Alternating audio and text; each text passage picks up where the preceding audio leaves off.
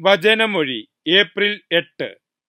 വചനഭാഗം 2 പത്രോസ് 2:4-10, ലൂക്കായുടെ സുവിശേഷം 13:31-35. വിശുദ്ധ ലൂക്ക അറിയിച്ച നമ്മുടെ കർത്താവ് ഈശോ മിശിഹായുടെ പരിശുദ്ധ സുവിശേഷം. ആ മണിക്കൂറിൽ തന്നെ ചില ഫരീസയർ വന്ന് ഈശോയോട് പറഞ്ഞു, ഇവിടം വിട്ടുപോകുക, കാരണം ഹെരോദേസ് നിന്നെ കൊല്ലാൻ ഉദ്ദേശിക്കുന്നു.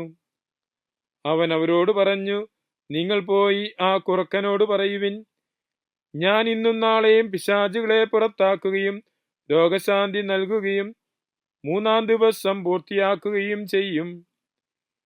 ഏതായാലും ഇന്നും നാളെയും മറ്റന്നാളും ഞാൻ എൻ്റെ യാത്ര ചെയ്യേണ്ടത് ആവശ്യമാണ്.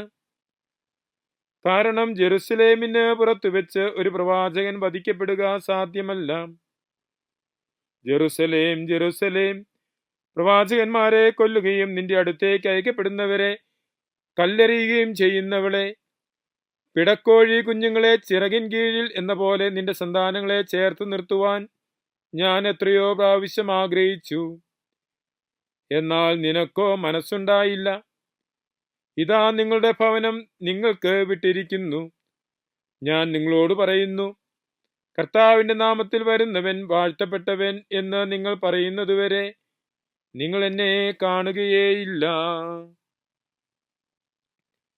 ഈശോയിൽ സ്നേഹമുള്ളവരെ, മിശിഹായുടെ പരസ്യജീവിത നാളുകളിൽ ഈശോ പിശാചുകളെ പുറത്താക്കിയും രോഗശാന്തി നൽകിയുമൊക്കെ മുന്നേറുമ്പോൾ, പ്രത്യേകിച്ച് ഈശോയുടെ പരസ്യജീവിതത്തിന്റെ അവസാന കാലഘട്ടമായപ്പോഴേക്കും ഹെരോദേസിന്റെ പക്കൽ ഈശോയെക്കുറിച്ചുള്ള പരാതികളും ഈശോയെക്കുറിച്ചുള്ള അത്ഭുത വിവരണങ്ങളുമെല്ലാം എത്തിയിട്ടുണ്ട്. ഹെരോദേസ് ഒരു വശത്ത് യഹൂദന്മാരെ പ്രതി ഈശോയെ വധിക്കുവാനുള്ള ആലോചന, മറുവശത്ത് ഈശോ കാണിക്കുന്ന അത്ഭുതങ്ങളൊക്കെ നേരിട്ട് കാണുവാനുള്ള ആഗ്രഹം. ഏതായാലും ചില പരീശയർ വന്ന് ഈശോയെ അറിയിക്കുകയാണ്, ഹെരോദേസ് നിന്നെ വധിക്കാൻ ആഗ്രഹിക്കുന്നു, ഈ ദേശം വിട്ടു പൊയ്ക്കൊള്ളുക. ഈശോ അവരോട് ധൈര്യപൂർവ്വം പറയുകയാണ്, ഞാൻ എൻ്റെ ദൗത്യം നിർവഹിച്ച് രോഗശാന്തി നൽകിയും സുവിശേഷം പ്രഘോഷിച്ചും ഞാൻ എൻ്റെ ദൗത്യം നിർവഹിച്ച് 3-ാം ദിവസം പൂർത്തിയാക്കും.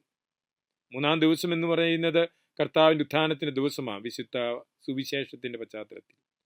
അപ്പോൾ തൻ്റെ കടമകളൊക്കെ നിർവഹിച്ച് 3-ാം ദിവസത്തിന് വേണ്ടിയിട്ടാണ്, 3-ാം ദിവസം പൂർത്തിയാക്കുവാൻ വേണ്ടിയാണ്. മിശിഹായുടെ ഉത്ഥാനത്തിലേക്കുള്ളൊരു യാത്രയാണ്. അതുകൊണ്ട് തന്നെ മരണത്തെ ഭയപ്പെടുന്നില്ല. അവിടുന്ന് പറയുകയാണ്, നിങ്ങൾ ചെന്ന് ഹെരോദേസിനോട് പറഞ്ഞുകൊള്ളുക, ഞാൻ എൻ്റെ ദൗത്യം പൂർത്തിയാക്കാൻ വേണ്ടി വന്നതാണ്. ആ ദൗത്യം ജെറുസലേമിൽ യാഥാർത്ഥ്യമാകേണ്ട, ജെറുസലേമിൽ പൂർത്തിയാകേണ്ട ദൗത്യമാണ്.